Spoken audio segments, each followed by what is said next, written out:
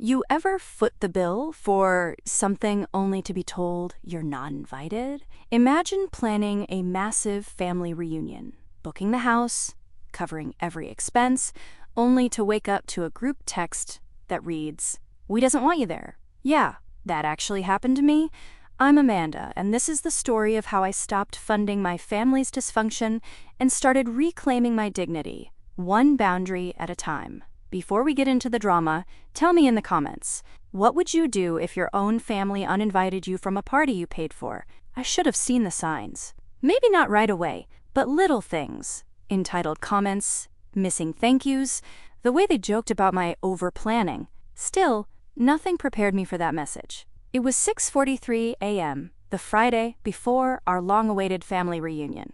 I was sipping coffee in my kitchen in Savannah, scrolling through final confirmations for the vacation home I'd rented near Tybee Island. I'd spent months planning this: 12 beds, catered brunches, amusement park tickets for the kids, even custom t-shirts with our family name across the chest. $7,432 in total, all on my card. I checked my phone again.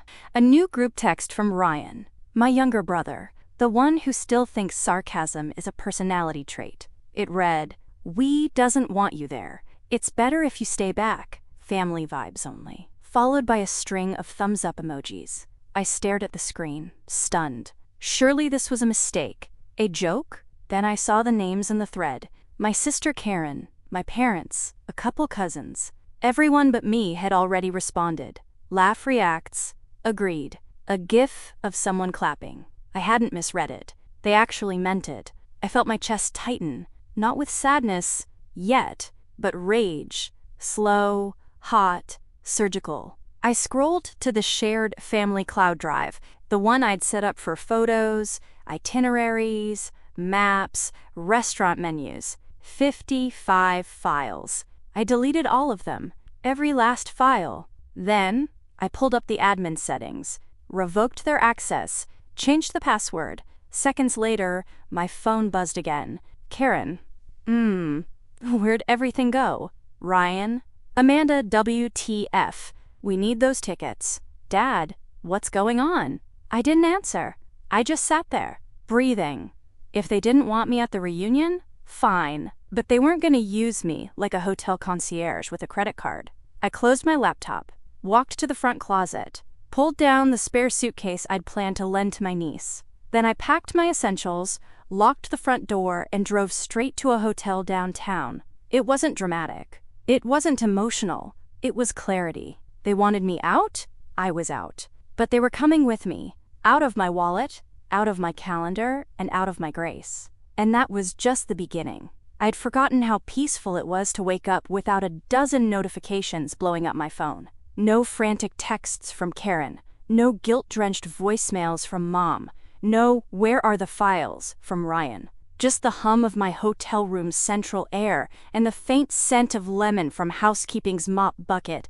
I'd checked in the night before under a fake last name, not because I thought they'd chase me down. No, my family wasn't that clever, but because I wanted a full break. I didn't want to be found. But there was still one thing left to do. I had to go back. Not for closure, for logistics. The family vacation home, the one I had paid for, was a 5-bedroom rental a few blocks from the beach. It was a charming white-shuttered colonial with a wraparound porch, hammock strung under the trees, and a fire pit out back. I'd selected it with care. For them, now I was walking through its front door, alone. I'd told no one I was coming. I knew most of them weren't due to arrive until later that evening. But as I pushed the key into the lock and stepped inside, a familiar weight settled in my chest. This house should have been filled with laughter, suitcases flung open, kids arguing over who got the top bunk. Instead, it was still, and somehow, mine again. The refrigerator hummed. The welcome basket I'd arranged with local snacks still sat untouched on the kitchen island. And in the corner of the living room, blinking steadily, was the router. I picked it up and unhooked it gently. They'd need internet to access any of the digital tickets, schedules, or directions I'd shared. But of course, all of those files were already gone. The router was just icing. I took it with me. Next, I unplugged my personal phone charger, the Bluetooth speaker I'd brought, and a few other items they likely assumed were for the house. No, they were for me, and me only, just like this whole trip had been. Before I left, I opened every window, let the salt air flood in. Then I scribbled a note on hotel stationery and left it on the kitchen counter, weighted down with a coaster. It read, "To whomever expected a free ride, the driver has stepped out. Good luck." I didn't lock the door behind me. Let them arrive and figure out how it feels to step into a place that's been prepared with love and find all the warmth removed. I checked into my new hotel across town, one with a rooftop view and zero family history. The concierge greeted me with a smile that wasn't laced in obligation. As I unpacked my bag, my phone started buzzing again. Missed calls from Ryan, Karen, even Dad. I turned it off. Then I turned on my own playlist. Soft jazz, no lyrics, and ordered room service. It tasted better than anything I'd planned for them. That night, I slept better than I had in years. Let them sort themselves out. They'd uninvited me from the party. They just didn't know they were also losing the host. He showed up at the hotel the next morning. No warning, no knock, just the front desk calling to say a man named Ryan was demanding to see me, loudly. I didn't have to ask which Ryan. I told the concierge to send him up. I didn't need a scene in the lobby. By the time he knocked, I'd already brewed myself a cup of tea. Chamomile. A mood, not just a flavor. I opened the door and there he was, my baby brother, red-faced, out of breath, and visibly vibrating with rage. "Amanda, what the hell is wrong with you?" "Good morning," I said, stepping aside. "You're early." He stomped in like he owned the place. "You took everything down. The drive's gone. The links are broken. We don't have tickets. We don't have anything." I sipped my tea. "That's unfortunate." "Unfortunate?" His voice cracked. "Do you know how many people are texting me asking where the itinerary is, where the files are, what happened to the park passes? You might want to forward them to the person who decided I shouldn't be there," I said. "I'm sure they have a plan." His face twisted. "You're seriously doing this? After everything we planned? You mean the reunion I paid for? That we?" He opened his mouth, then closed it. I could see the wheels turning the moment he realized I had him on a technicality. "They're just upset," he muttered, deflating slightly. "You know Karen didn't mean it like that, and Mom was stressed. And that explains the group text telling me I'm not wanted?" He had no answer. "I've paid for the house, the tickets, the welcome gifts, even the personalized towels," I continued, my voice calm. "And then I get a text, grammar error and all, that says, 'We doesn't want you there.' Not even a phone call. A text, Ryan." He sat down heavily on the edge of the bed, raking a hand through his hair. "They thought you'd be too intense about it again." I raised an eyebrow. "Too intense?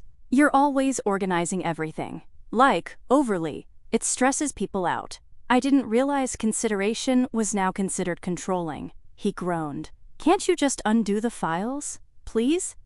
The kids are going to be heartbroken." Something in me softened, just for a second. Then I remembered the emojis, the smug gifs, the silence from the people who should have said something. He'd watched me get excluded and said nothing.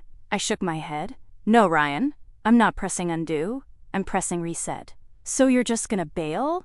After paying for it all?" "No," I said.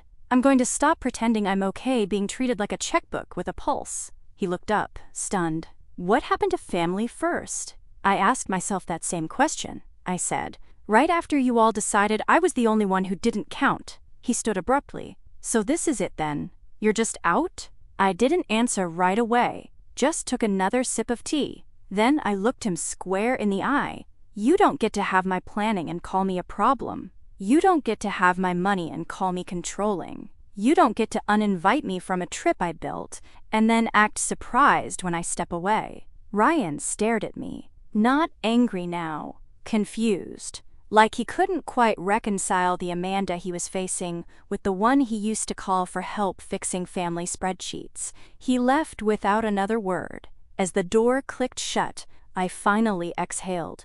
No drama, no screaming, no tears, just silence. And that silence, it felt like power. I thought I could go the whole weekend without looking back, I'd set my boundaries, made my exit, reclaimed my peace. But peace has a strange way of being interrupted by innocence.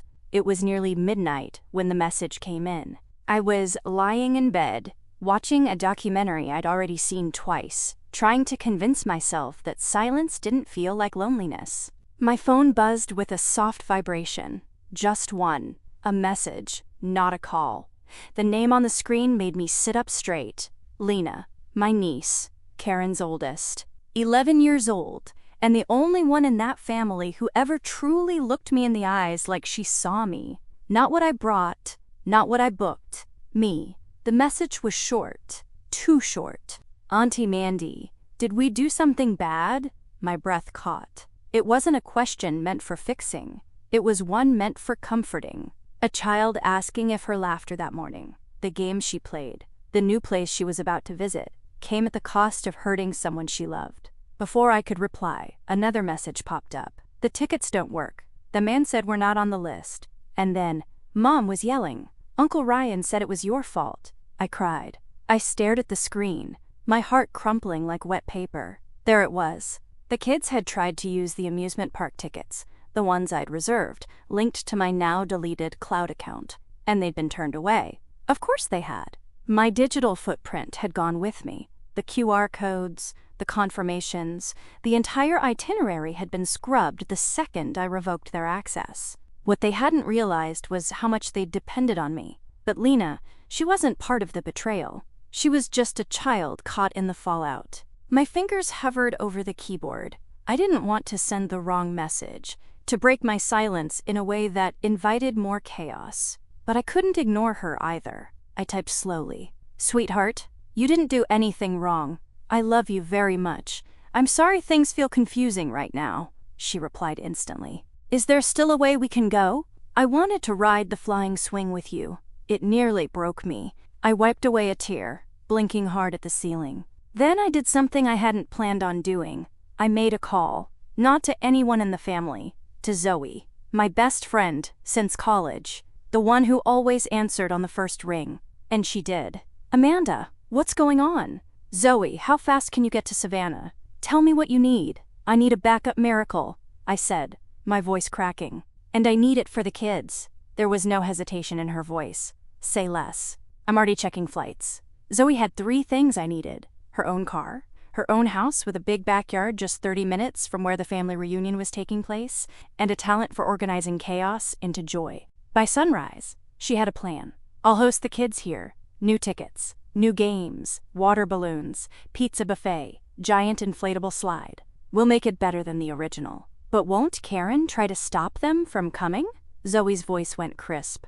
Let her try. If Lena wants a weekend with her aunt, who actually shows up, she'll get one. That afternoon, I sent one more message to Lena. Would you like to come spend the weekend with me and my friend Zoe? We'll have our own fun. Her response came with a voice note, small and shy. Yes, please. They arrived just after noon. 2 car seats, 3 backpacks, and 1 folded apology scribbled in blue glitter pen. Zoe met them at the curb, waving like they were old friends. Lena jumped out first, running into my arms so fast she nearly knocked me over. Her little brother Caleb, only 6, followed close behind, shyly holding out a bag of marshmallows like it was a peace treaty. No idea why he brought those, Lena whispered. He just said you'd know what to do with them. I did, because that's what I'd always done, known what to do, even when no one said thank you. Zoe's backyard had transformed overnight. She'd recruited 2 neighbors to help inflate a bouncy castle,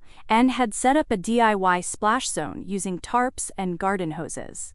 There was a lemonade stand, 2 water tables, and speakers playing a mix of Taylor Swift and Disney hits. It wasn't what I'd planned when I envisioned this weekend. It was better. There were no adults monitoring every minute, no family politics, just laughter, the kind that didn't ask for permission. For the first time in days, I smiled without checking if someone was watching. Lena spent the entire afternoon glued to my side. We painted shells, braided hair, made s'mores in Zoe's fire pit. She asked questions that broke my heart in half. Why did Mom say you ruined everything? I paused before answering. Sometimes grown-ups blame others because they don't want to admit when they've made a mistake. Did you make a mistake? I looked at her. This small, earnest girl with eyes that searched for honesty like treasure. I made a choice, and I stand by it. She nodded, as if that answer was enough. And somehow, for her, it was. Later that evening, Zoe took Caleb inside for a movie, and Lena and I lay in the hammock beneath the string lights. She turned toward me, her voice a whisper. "Auntie Mandy, do you think it's bad to love someone and be mad at them at the same time?" "No," I said softly. "I think that's one of the most human things there is." "I still love Mommy," she said, "but I love you, too. Is that okay?" "It's more than okay," I told her. "Your heart's big enough for both?" She smiled and closed her eyes. In that moment, I realized something. I didn't need to win against my family. I didn't need them to say sorry or acknowledge what they'd done. I had created a weekend of joy, even after they'd tried to erase me from it, and that was power. As the stars blinked into the darkening sky, Zoe rejoined us with mugs of hot chocolate and a twinkle in her eyes. "They're already calling me the fun aunt," she grinned, but I told them that title's taken. We laughed. No guilt, no tension. Just joy, pure and defiant. Somewhere across town, the official family reunion was likely descending into the usual mess of passive-aggressive comments and missed dinner reservations. But here, in Zoe's backyard, something real was happening. Not a rebellion, not revenge, a reclamation. I wasn't just the person who paid for memories anymore. I was the person who made them, even if no one else clapped. It started with a ping, then another. By the third alert, I knew something was off. I was in the middle of tying Caleb's wet shoelaces after a backyard water balloon war when my phone lit up with a flurry of messages. Not from family, not even from Zoe, but from people I hadn't heard from in years. A former coworker, my college roommate, even my old high school lab partner, all asking the same thing. "Hey, is everything okay? Just saw a post about you." My stomach dropped. I wiped my hands on a towel, sat down under the pergola, and clicked open the first link someone had sent. It was a Facebook post. Public, long, carefully worded, but unmistakably targeted. Posted by Karen. It's hard when someone you love becomes a stranger, especially when that person manipulates, controls, and then vanishes, leaving behind broken plans and broken hearts. Family isn't about money or spreadsheets. It's about presence, forgiveness, and love. Some people forget that. Attached was a collage of photos. Me laughing with Lena, me handing out presents last Christmas, even one of me and Ryan from a beach day. All designed to say, "See? She was part of us once. And look what she did." I scrolled further. Ryan had shared it. So had Mom. The comments were brutal. "Wow, that's so toxic. Families aren't businesses. Maybe she should have just let someone else plan for once. She sounds like a control freak with a credit card. Money doesn't buy love, sweetie." There were a few defenders sprinkled in. Some coworkers, a distant cousin, who said, "Amanda always went above and beyond," but the tide was clearly tilted against me. They hadn't just excluded me. Now they were rewriting the story. Zoe came out carrying popsicles and saw my face. "What happened?" I handed her my phone. She read silently, lips pressed into a thin, angry line. "Wow," she finally said. "They didn't even try to be subtle." "I should have seen it coming," I whispered. "They always twist things when the narrative doesn't suit them." "Yeah, but usually not this publicly." I nodded. "This isn't about me anymore. This is about control. They're mad they couldn't force me back, so now they're punishing me with optics." Zoe sat beside me and took my hand. "Do you want me to respond?" "No," I said, staring at the screen. "Let them scream into the algorithm. I won't dance to their tune." But inside I was shaking. Not from shame, from fury. Because these weren't just words. They were weapons. Smeared across the internet, designed to paint me as the villain in a family fairy tale gone sour. That night, long after the kids had fallen asleep with marshmallow breath and sand in their hair, I sat on the edge of the guest bed and read every single comment. Each one a pebble tossed into my chest. I didn't cry. I didn't type a defense. But I did write something. Just for me. A single line in my notes app. "They can't gaslight the receipts. Because I had them. Every transaction, every email, every expense documented with names, dates, confirmation codes. And if they wanted to wage war with half-truths and filters, I could play that game too? I just hadn't decided yet if I wanted to. It came through my inbox. Not a text, not a comment, an old-fashioned email. The subject line, "Not sure if I should be sending this." The sender, Ethan D. Richards. I stared at it for a full minute, frozen, my ex-husband. Ethan and I hadn't spoken in almost 2 years. Not since our divorce was finalized. Not since we'd sold the condo and divided our record collection like 2 kids forced to pick teams. We ended things quietly, amicably even, on paper. But beneath the surface, our marriage had collapsed under the weight of exhaustion, mismatched priorities, and one too many "we'll talk later" conversations that never came. He was never cruel, just absent when I needed presence. So seeing his name now, it rattled something. I clicked the email open. "Amanda, I saw some of the posts circulating today. I wasn't going to get involved. It's not my place. But I've known you better than most people ever will, and I couldn't stay quiet. I know you. You plan everything with care. You give more than you take. And you never, ever leave people hanging. If you pulled back from your family, it wasn't selfish. It was because you were pushed. I'm sorry they're doing this to you publicly. If it escalates, or if you need any legal support, my firm recently added a family law division. I'd be happy to connect you with one of our attorneys, no charge. You don't owe me a reply. Just wanted you to know someone sees the whole picture. Ethan." I read it twice, then a third time. Not just for the offer, for the tone. It was the most Ethan thing imaginable. Practical, reserved, and yet beneath it, quietly loyal. Zoe walked into the room, just as I closed my laptop. "You look like someone just time-traveled into your inbox," she joked. I handed her the screen. "Ethan?" "Yup." She read it and gave a low whistle. "He really does know you. That paragraph about planning with care? I felt that in my spine." I laughed, surprised at the sound of it. "It's weird," I said.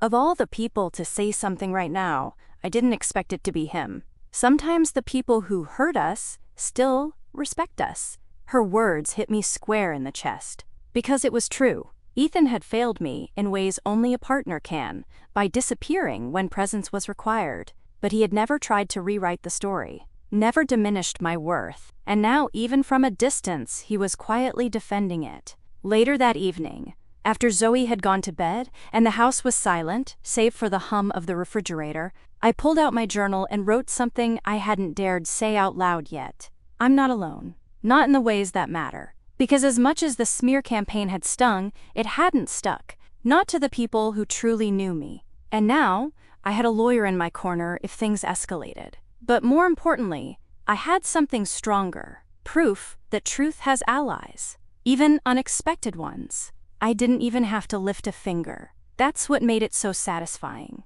While I was sipping coffee on Zoe's porch, watching Lena and Caleb build a Lego city on the patio table, my phone buzzed with a screenshot. From a cousin I hadn't heard from since last year's Thanksgiving drama, Amber. The same cousin who had posted "loyalty above all" under Karen's smear campaign earlier in the week. Now, she was texting me directly. "Girl, you might want to see this." The screenshot was from a group chat I had been removed from days ago. A message from Karen. Long, all caps, absolutely unhinged. "Someone explain why there's no running water in this house." Below it, Ryan chiming in. "The power's flickering. I think the listing was fake." Then, a string of photos. Blurry, frantic, but clear enough. Broken porch steps, a cracked toilet, what looked suspiciously like mold on the kitchen ceiling. I stared at the images, unblinking.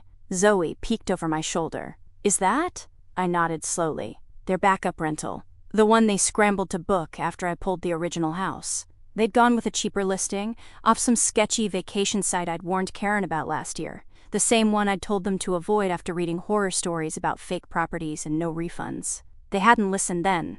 And clearly, they hadn't remembered now. Another message from Amber came through. "They're trying to get into a hotel, but it's peak weekend. No vacancies anywhere close." Then, also, someone called the number from the listing and it's disconnected. I set my phone down slowly. "Zoe," I said, blinking in disbelief. "They got scammed," she grinned. "You're kidding." "Nope. The new Airbnb? Total fake. They're stranded.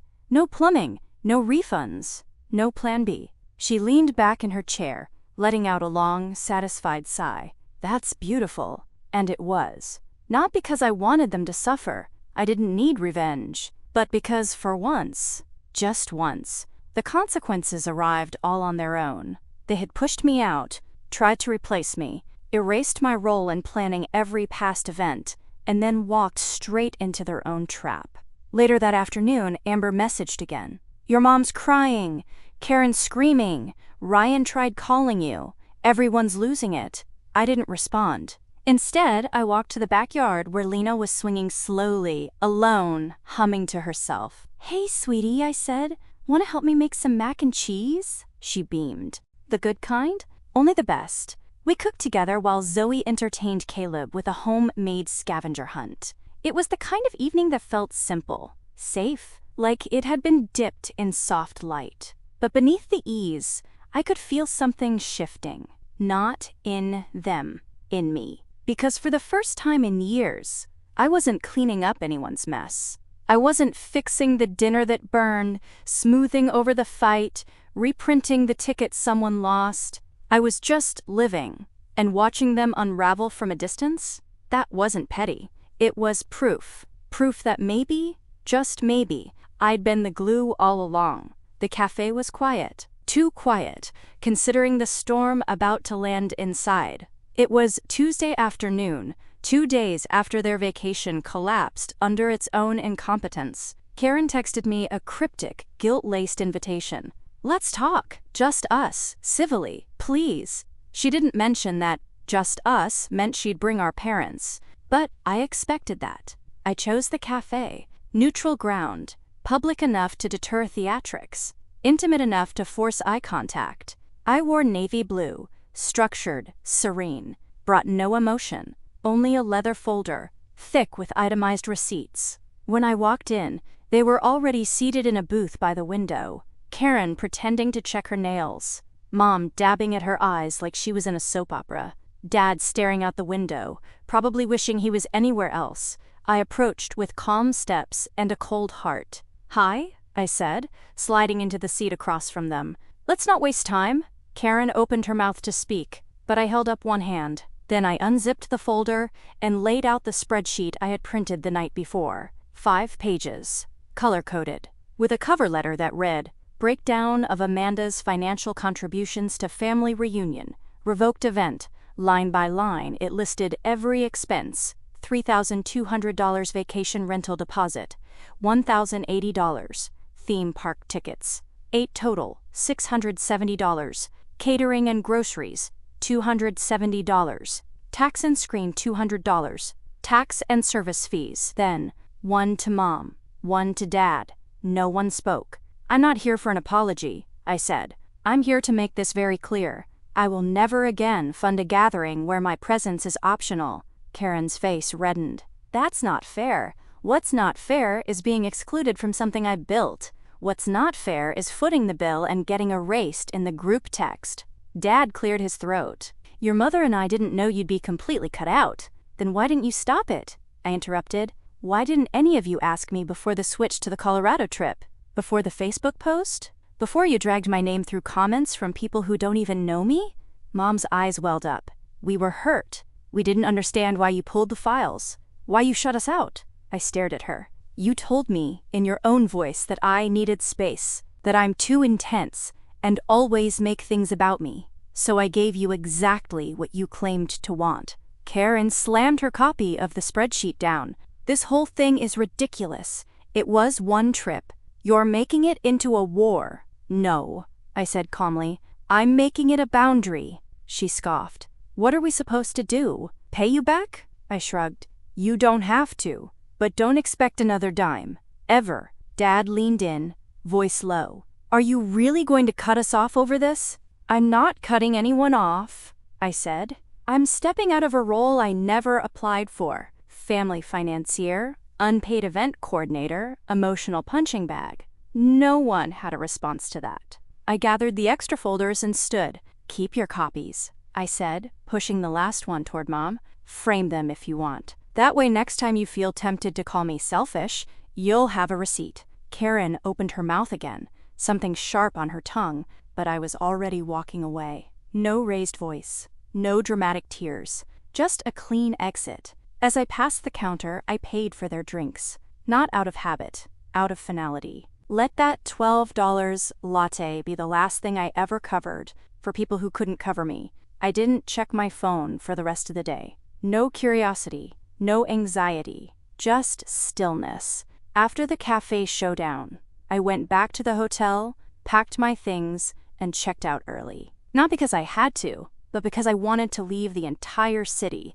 the entire energy of that trip, behind me. I drove for hours with no music, windows down. The wind in my ears like a baptism. I didn't cry, I didn't gloat, I just breathed, deeply and finally. No more expectations, no more explanations, no more playing family therapist with a Venmo history to prove it. That night, I checked into a small B&B along the Georgia coast. Nothing fancy, just a porch swing, crisp linens, and an old tabby cat who curled beside me like we'd known each other for years. And in that silence came a whisper, a single notification. Soft, from a name I hadn't expected. Cousin Danielle. We'd never been close, geographically or emotionally.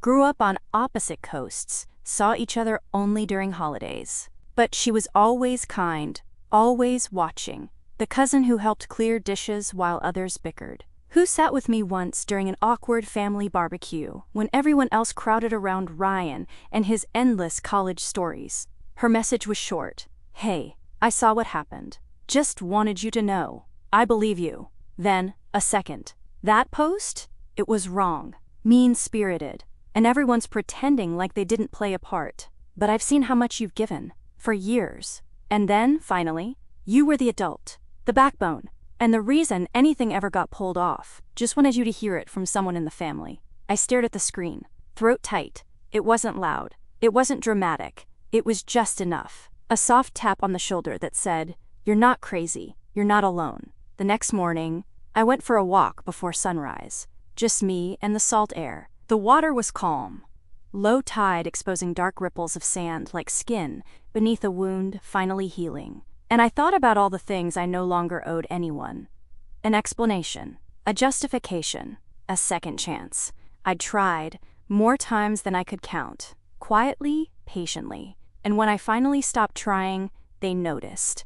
But not because they missed me, because they missed what I gave. Let them miss it. Let them sit in the mess they created with their silence, their judgment, their refusal to speak truthfully when it mattered. That night, I wrote one final message, not to send, but to remind myself. You didn't lose them. They lost you. And no one leaves the light for the shadow without knowing exactly what they're choosing. I slept with the window open, the sea breeze curling through the curtains like a lullaby. And for the first time in a long time, I didn't wake up thinking of how to fix anything. I just was. 3 weeks later, I watched them from a distance. Literally. I was back in town for a work conference. Nothing dramatic, just a training seminar 2 blocks from the family's go-to brunch spot. I passed by the place on my morning walk, iced coffee in hand, when I saw them. Karen, Ryan, my parents, clustered around a patio table, stiff with unsaid things. No laughter, just the clink of cutlery, the tension of people trying to salvage what pride they'd lost. I didn't linger, just kept walking. It struck me how small they looked. Not in stature, but in energy. The same people who had once filled every room with opinion, guilt, and expectation now looked like they were scrambling to rebuild something they never realized was fragile until it cracked. I felt no anger, no sadness, only peace. The kind that comes from letting go of the version of you they knew and becoming someone they'll never get to know again. Later that day, as I sat in my hotel room reviewing slides for my presentation, my phone buzzed with a new email. No subject. No body text. Just a file attachment titled, "Sorry if it matters." It was from Karen. I hesitated, then clicked. Inside was a typed letter. Surprisingly plain, no fancy formatting, no dramatic intro, just words. Tentative, unpolished, raw. Amanda, I don't know where to start. I've rewritten this a dozen times. I was hurt when you pulled away, but I've had to sit with the truth lately, and I've come to see what I refused to acknowledge before. You carried more than any of us, and we never said thank you. We just expected more. I won't pretend I understand everything you felt, but I do understand this. We let you down, and then we blamed you for walking away. That was wrong. I don't expect forgiveness. I just hope that, in time, you'll believe I'm trying to be different. I miss you. Karen. I read it twice. Then again. Not because I was ready to reply, but because I wanted to feel what I actually felt. And what I felt was nothing final. No rush of emotion. No collapse into old habits. Just space. Space between who I was and who I've become.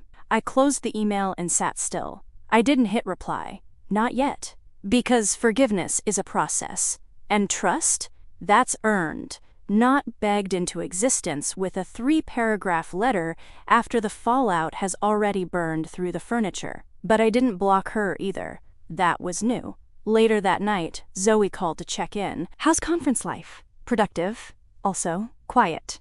That's the vibe now, huh? You. Boundaries. Peace. Receipts. I laughed. Something like that. You hear from any of them? A letter. From Karen.